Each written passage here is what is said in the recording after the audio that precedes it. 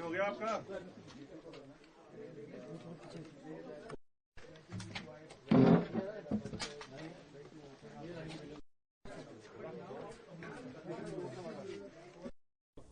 Officer, from 6th of May night onwards up to 10 May morning, Pakistan Army targeted the civilian areas in Poonch sector and loss of many lives. Those have been martyred with the shelling of Pakistan Army. And same from our side, the Indian Army strongly retaliated the Pakistan Army and destroyed the Pakistan militants camps there in Pakistan side. What would you like to say about this? Okay, so Op Sindoor was our swift and thunderous answer to the enemy's cowardly provocation.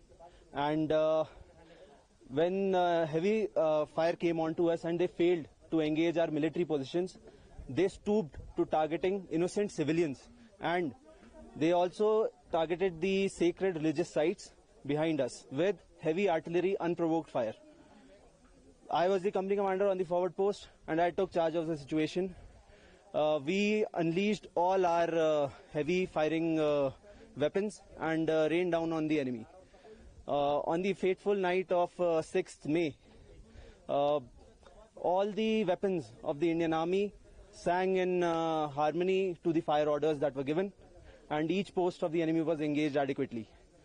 Apart from that, we used high-end surveillance equipment and drones to get real-time intelligence, which enabled us to pinpoint their gun positions and completely obliterate them.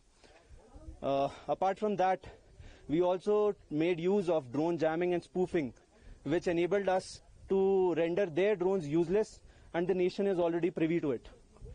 I would also like to say that their posts are completely ruined now, and the message is very clear that they fire at us and we will retaliate with the full fury of the Indian Army.